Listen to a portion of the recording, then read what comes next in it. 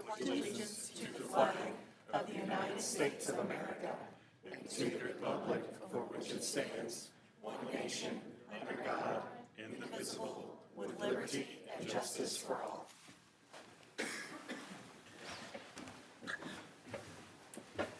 Approval of the agenda? Wait, we didn't do roll call. Oh, roll call, sorry. Roll call. Len Broughton. Here. Meredith Cole. Here. John Kern. Here. Bree Switzer. Here. Nick Vaskus. Here. Susan Warman. Here. Darlene Bailey. Here.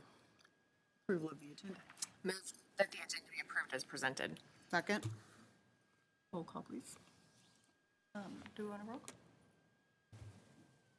It says right here. Roll call. You switch them up on her. That's You good of did. you. Raise your hand. We're off to a hot start tonight. Watch out. It's been a long break. Approval of the minutes. Move to approve the minutes as presented. Second. I don't even see that on mine. All in favor? Opposed? Thank you. That's the example.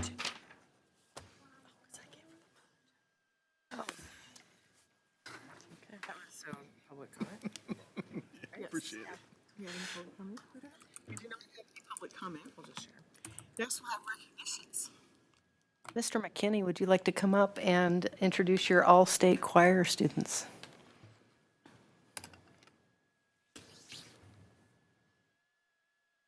All right, so in the fall, third week of school, students have to go through a district choir audition process. To do so, they have to learn vocal solo, memorize key signatures to identify, and then go through 2 different sight reading samples. In doing so, they receive a score. The top scores make the all-district choir move on, and as juniors and seniors, they get to audition for all-state choir. To become a member of all-state choir, they have to learn a whole nother piece of music, and then they have to audition for a panel of 3 judges, and then they are scored, and it stacks on top of their district choir score, and then the top 4 scores in each voice part are selected for all-state choir. It's a huge honor. It's an incredible amount of work. And we have 2 out of our 3 all-staters that made it into the choir, but we also have a couple of alternates and an honorable mention. But the 2 students here today are Ryan Bowles, senior tenor, and Logan West, junior tenor. Come on up, guys.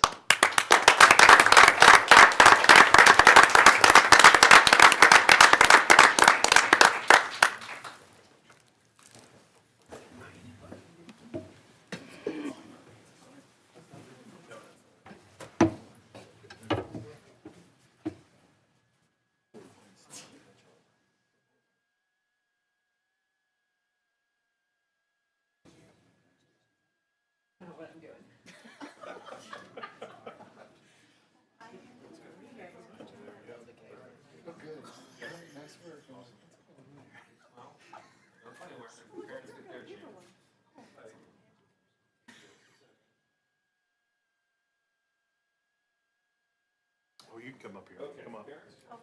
Come on. Yeah, come up. Get the good ones.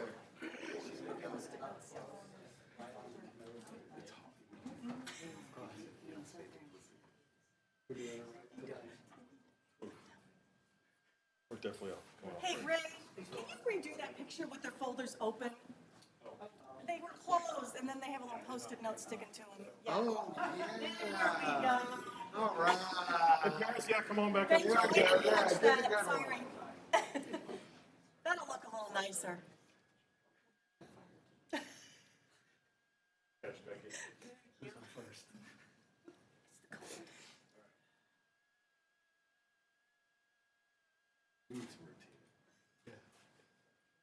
All right, well, there we go.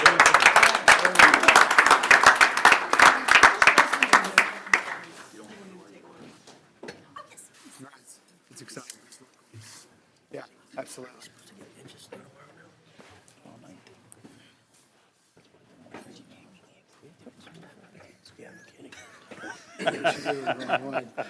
That's funny.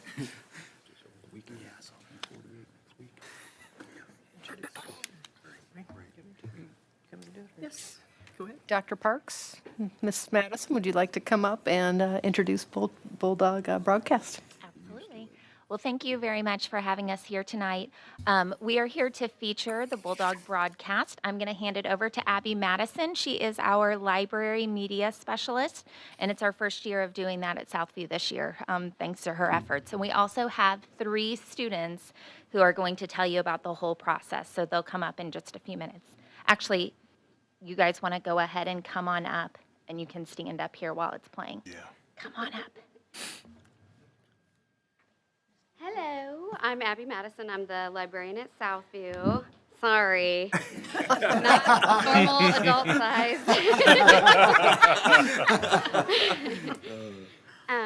I have 3 awesome student leaders here with me tonight, Ella, and Henry, to help me out with. So I have 4th and 5th graders every day for about 30 minutes for a win time group. They are an enrichment group.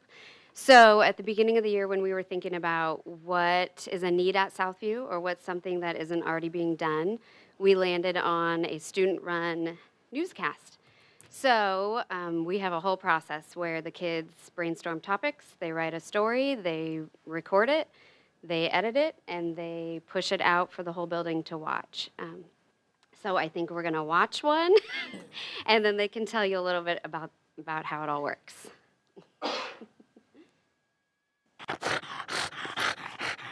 Now it's time for Tiny Talk, where we ask tiny humans tiny questions with a tiny microphone. What's your name? Millie. What's your favorite sport? Soccer. Why? Because you get to kick the ball a lot. Do you like to kick the ball?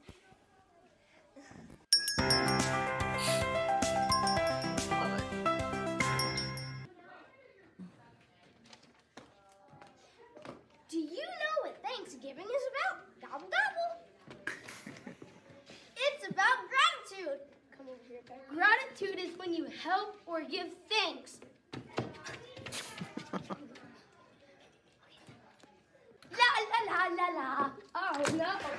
Oh, let me help you with that.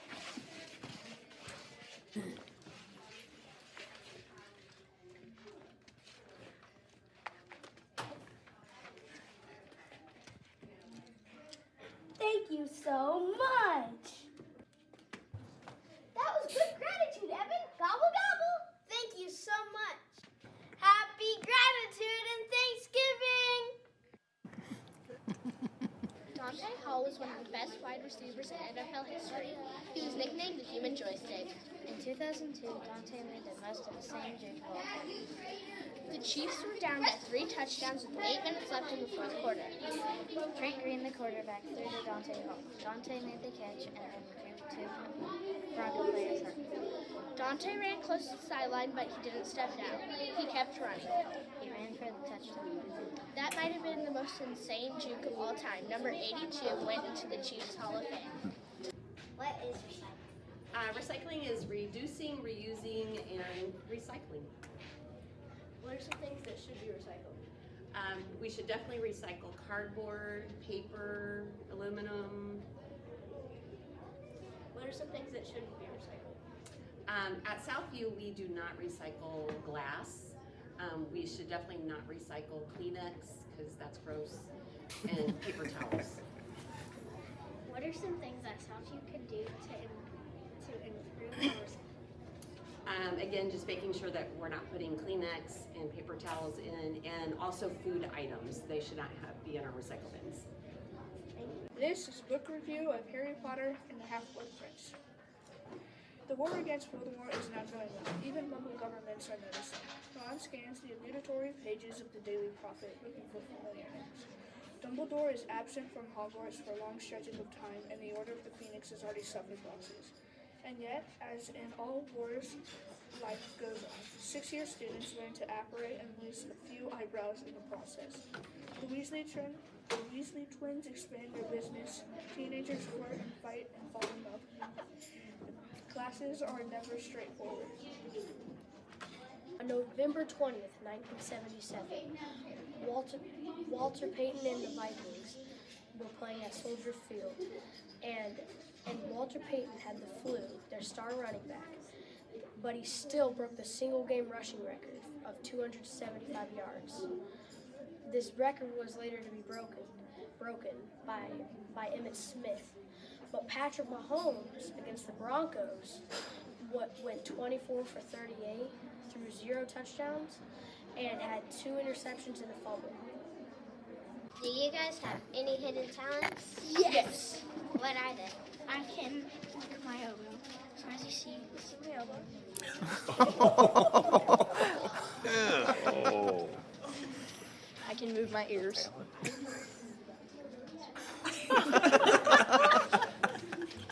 That's all. Yeah. Bulldog broadcast is where you share school news.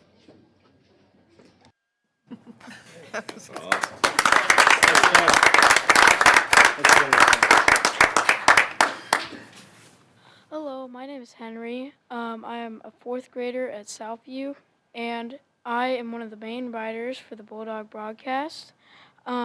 First, you have to brainstorm an idea. You have to learn about the topic. Then you can use the topic to make a Bulldog broadcast. My name is Ella Scholl, and I'm in 5th grade. And one of the second things in the process is recording, and I help with that. You have to make sure that everybody's in the right position and they fit, and that the people in the background aren't too loud. Hi, my name is Ella Bond. I'm in 4th grade, and I am one of the main editors for the Bulldog broadcast. Part of the editing is first watching the video that you have to edit to see what it's really about. And then in our editor that we use, Canva, they have a library for content, and then you'll search for audio, stickers, videos that you'll add, animations that go with the topic that the video is talking about. You guys can see we're hitting the hard topics and we're covering all areas. Yeah. I think that's it. Thank you guys for helping me tonight. Thank you for watching it. Thank you for coming. Any board members have questions for the group? That'd be us.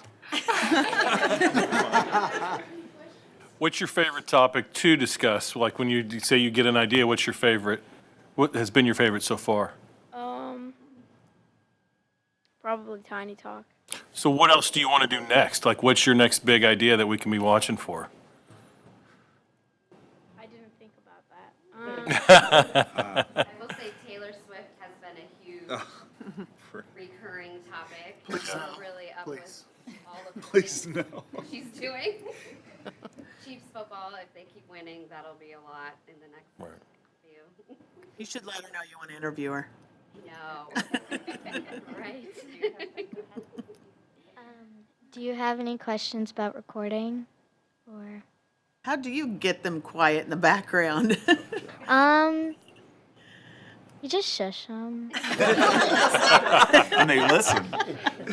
That's good. Thank you. Do you have any questions about editing? How long does that take? That's what I was gonna ask.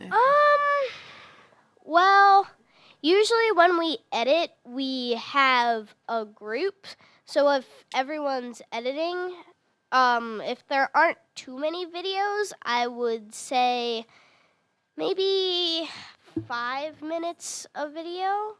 Altogether, I would say 20 minutes to edit one episode. If there's a lot of content, though, one video, and especially if the videos are long, take 10 minutes, and altogether probably take about 40 or 50. Do you like to star in the shows or do you like to edit the shows? Both. Both, okay. So how many episodes, how often do you do an episode? Yeah, that's. We aim for getting out an episode once a week, but that varies with the schedule. Nice. And snow. And Snow. Vacations and things like that. Very good. Nice. Well, thank you all so much for coming. Yes. Picture. Thank Great job. That's cool. Yeah.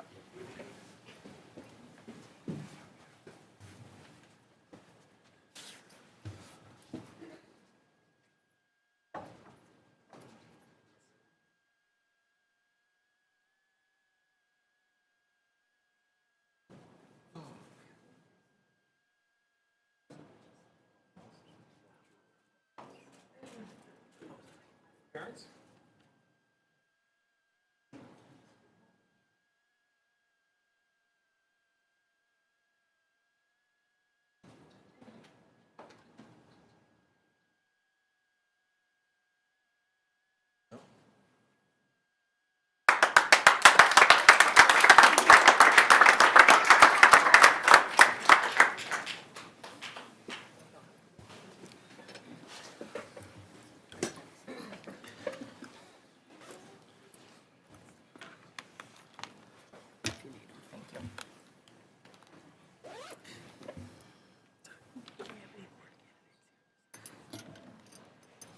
I didn't recognize anybody, but I don't know what they look like.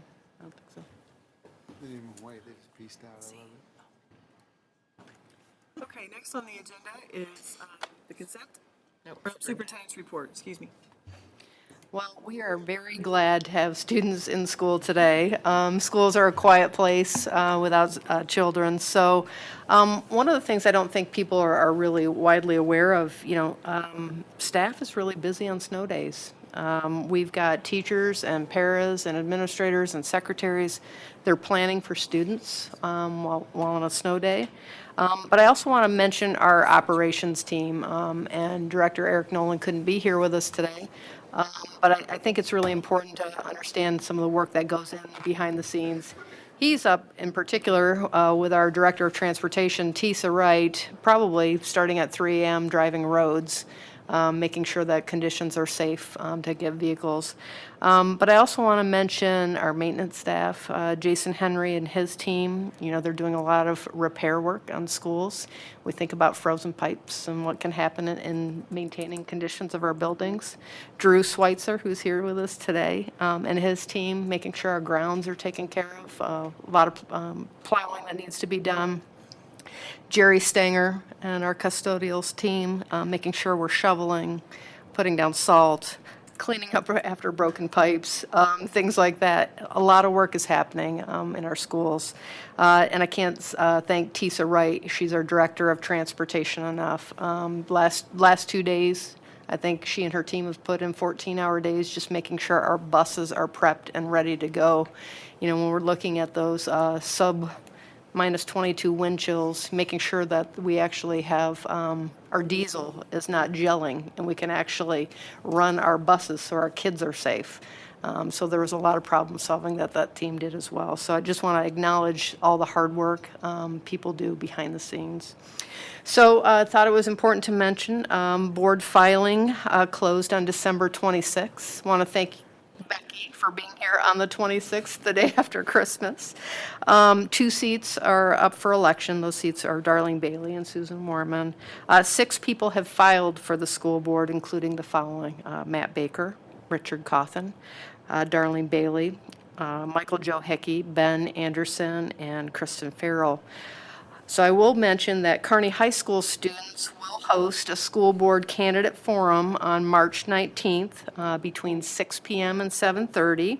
It's an excellent opportunity to hear the candidates' perspectives on public education and Kearney School District priorities. So I encourage you to come out.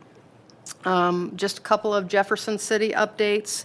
The legislative session has began on January 3rd. There were already several education bills pre-filed. We'll continue to take note and watch how that shapes up.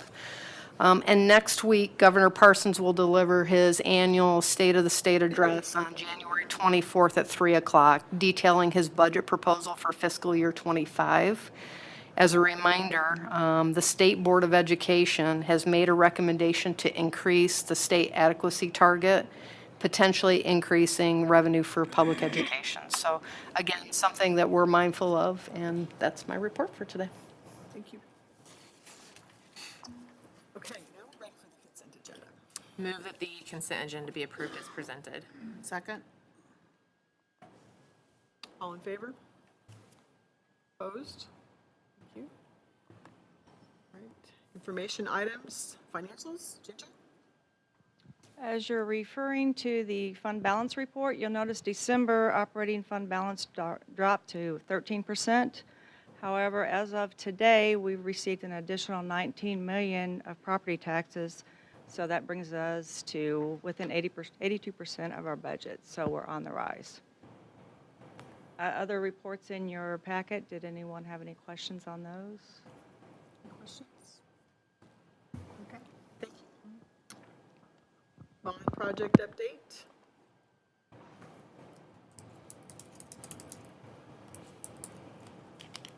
Good evening, everyone. So over Christmas break, we did some work in in the junior high. So there was some sewer gas smells that had gotten pretty bad in there. So we brought in a plumbing contractor and we did what they call a smoke test. So we seal off the vent piping on the roof, put smoke bombs in it, and wherever the smoke comes out, you might have a problem. So we found quite a few problems in there that were fixed over the break. So there was plumbing vent piping that's above the ceiling that had cracks in it. And so we took the piping out, replaced it, and then smoke tested it again when we were done. So we think we've got all those leaks and we think the problem is solved. So it was a good 3 or 4 days of work over the break that I think is going to make a big change in that school. It's been an issue for quite a while. So that's good news. And then just an update on the new projects that are happening. So the addition to Southview is out to bid to the trade partners right now. We put it out right after the first of the year, and we're going to take bids next week on that portion and plan to come to the February board meeting with those bid results for approval. If approved, we'll likely start that work just as soon as the weather breaks in the spring, and we'll build that addition a little bit over the spring and have some renovations over the summer with the intent to have that stuff ready for school this year. Hey, Ben, how do you feel the turnout's going to be on your bidding? Because, I mean, like, everyone's pretty booked up right now, I think, or you got some openings, you think that this is a good window? No, I think we're going to have good coverage. I actually just sat with the team today who is making calls, stirring up interest, and we've got good coverage commitments that we're going to get bids. So I think what you hear a little bit about the construction market in Kansas City is we've got these really big jobs going on, like Panasonic with thousands of people there, or Facebook over in Smithville. There's a different group of trade partners that do school work. That's kind of their bread and butter. Those trade partners don't go do those big jobs. And so we've got a lot of the interest from those, and I think we're going to have good competition, which should lead to good pricing for this round. So. And then there's some design going on. DLR's not here, but they're working on design for the 3 other elementary schools, doing additions and renovations there. And I think, over the next couple months, that design will come together, and I'm sure they'll be back to present. But there's been some good progress on there. We've actually got the first schematic set of drawings from them, and we're doing some estimates on them that we'll review with the staff here in a few weeks. So. Back to Southview, do you have any issues with lead times on certain products that you're seeing, or do you anticipate any slowdowns that would not let the project get completed on time? No, the 2 that we were worried about are the 2 that we've already taken action on. So the air handler unit replacement that we brought in November, and then the steel. The one other potential could be there's a new rooftop unit that goes on top of the addition. Okay, that potentially could have a lead time, but we'll have a solution if it does to do some kind of a temporary unit. Temporary AC kind of thing. It's a small space, so that's not that hard to deal with. But yeah, everything else I think should fall in line. Okay. Yeah. Any other questions? Thanks, Ben. Thank you, Ben. Thank you. Have a good night. Okay. We had a program evaluation for childcare. It was a written report. And then item D, survey results.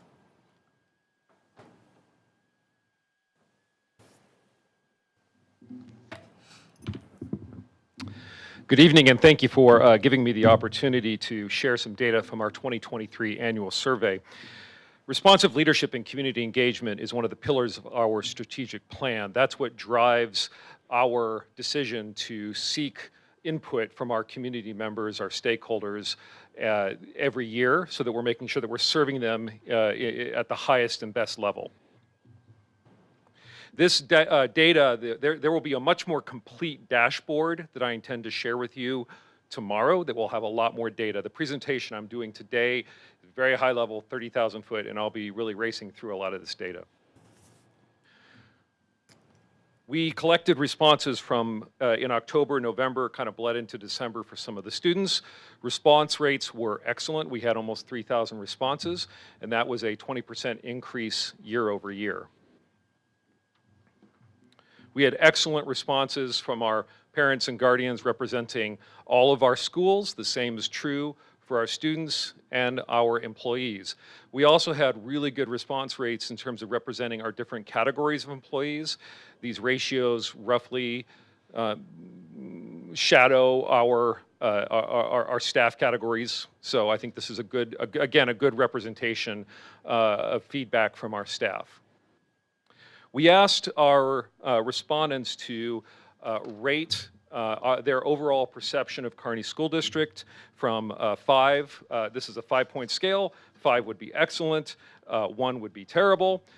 So if you round up the overall, if you round up the 100th place, that means we're at a 4. So that means that generally our constituents think we're doing a good job. And you can see the other categories there. Are also, I think, generally good.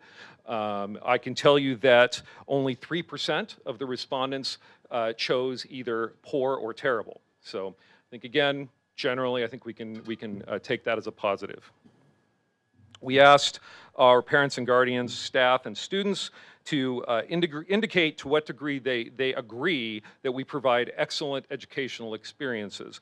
Top 2, so this means that these are the percentage of folks who selected either strongly or somewhat agree with that statement, okay? So this is I forgot to mention that we used Qualtrics to put this survey together and to administer it. This was the tool that you all approved for us last year.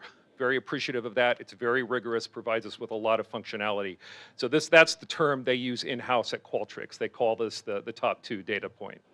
You can see that for students, that does represent a significant increase year over year from what we asked them last year. We did not ask parents and guardians and staff this question last year, so we'll be able to do a comparison when we do this report next year. We asked, again, we asked our constituents to tell us to what degree they agree that we use our resources effectively. Again, top 2 percentage, that's 71%, it's very good. And again, that does represent an increase year over year from what we asked last year. School culture and climate. We asked our students to tell us what is their perception of culture and climate in their schools as it stands. Like what are they experiencing? Again, same kind of Likert scale for each of these items. To what extent do they agree that teachers and schools have high expectations for classwork? For example, 87% of them either selected strongly or somewhat agree that exists. So this is the top 5 from a whole list of things we asked them to provide their feedback on. You can see, so these are things that they feel like that broadly speaking, our students indicate they are experiencing these things. These are things that exist in our schools currently. And here are the bottom 5. And so you can read that list. I'm not going to recite it. But again, this is data that will help us moving forward indicate where are those areas where we're seeing some discrepancies, where we need to do a better job of addressing the needs of our students. What are they perceiving and how can we address those needs, right? We asked them to also indicate to us what we should be prioritizing. So in this case, 15% of all of the students who responded said the highest priority for them was that they feel safe and secure. This list of 10 items represents 79% of the students who responded with their top priority. Okay, so this gives us, again, a pretty good idea of what we should be focusing on, I think, as a team to address the needs of our students. The state requires us to provide certain data, and as part of the MSIP 6 process. So these 3 items will be included in our report that we will be providing to the state here in the next couple of weeks. Do student voices, are they heard and respected? You can, again, last year's data compared to this year's data, we're seeing an increase. Provide culture and climate data, and then providing a positive classroom learning environment in our schools. You can see that data there. I won't reiterate it. We asked our parents and guardians and staff to do a similar exercise as what we asked for students. What do they perceive exists in our school culture and climate currently within their schools, their individual schools? And again, you can see here, this is a top 2 result. So 90% of the respondents indicated that they strongly or somewhat agree that well-qualified teachers and staff are in their schools, and you can see the rest of that list there.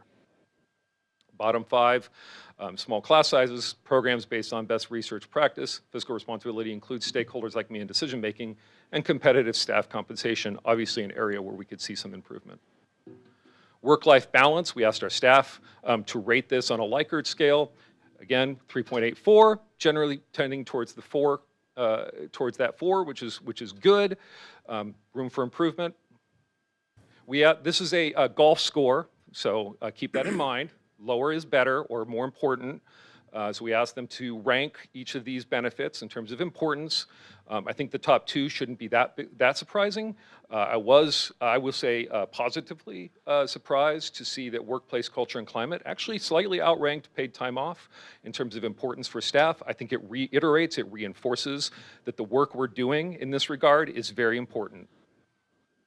We asked staff to indicate, are we providing differentiated professional development? So are we providing professional development that meets their individualized needs? Now, listen, this is not a rank of what is the quality of the professional development that we're providing. What we're asking them is to what degree are we providing differentiated professional development for each individual staff member.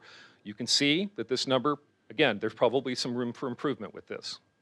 And I would just like to add, that would be across all employee groups when you think about certified, classified, administrative. So, you know, there's a broad variety of professions within an organization. So just something to Yeah, I don't think it's a bad number. I think it's just something where you give an opportunity to just say, okay, how do we, right. If you get a 10 out of 10 on all of these, I'm going to question it. Right. You know, so this gives it probably a little more validity. Yep. What was the difference between like administration versus classroom versus classified? You know, when we, Yeah, so that data is broken down and it will be provided to you. yeah, but there was a need across all different employee groups. We were surprised at how similar the ratings were. Really? Yeah. Okay. And then we asked a series of questions around different areas of communication, rating overall communication, public engagement, culture and climate reporting, keeping students informed. These are all things that will certainly inform my work in my department. Again, we can get very, very, very granular with this information, which brings me to the end of my presentation. I appreciate the time you've given me, and what I will say is that I will add that all of this data is being broken down by school, so principals already have access to, I took time to create individual dashboards for every single school, so they have the opportunity to go through and really dive into this data. And again, I will be providing a dashboard for you all to have access to that will have a lot more data. Any questions? All right. Thank you. Thank you very much. Thank you, Ray. Okay. Board member comments? Any comments? I know that we're all glad to be back at school. I know that that's a topic around town. I was at the gym today, and my person I was working with said, yeah, I had somebody who came in and worked really hard. Her kids go to Kearney, and they've only been in school 2 days. But I do think. It wasn't me, don't look at me. It wasn't you, I know. No, you run in the morning, you don't come to my dinner. No. But I do think that even though we ended up in this situation, what I've also heard positive comments about the calendar and the break that we had. Yes. That our teachers and our staff like that. Now, given the snow, it made it a little interesting here the last few days, but Can I we did add get that? positive comments about that. Can we add that Ray's done a great job of communicating on all the social media platforms? Because I've gotten a lot of praise from people even on that, we are doing a great job communicating, so Yes, nice job, Ray. thank you. Yep. Very And the good. pictures are fun too. I think that's the other thing. I think they're enjoying that. Very good. All right, anybody else have any comments? All right. Important dates. Next Thursday, the 25th, we have our board work session. On the 19th, hopefully that's the next time we don't have school, President's Day. And then our next board meeting is February 21st. Miscellaneous? Action for closed session to immediately precede the regular meeting in February, including any record or vote to discuss items, issues allowable under Section 610-021 of the Missouri Sunshine Law. Second. Roll call, please. Len Barton. Yes. Meredith Cole. Yes. John Kern. Yes. Bruce Switzer. Yes. Nick Vaskus. Yes. Susan Morman. Yes. Darlene Bailey. Yes. We are adjourned. Thank you.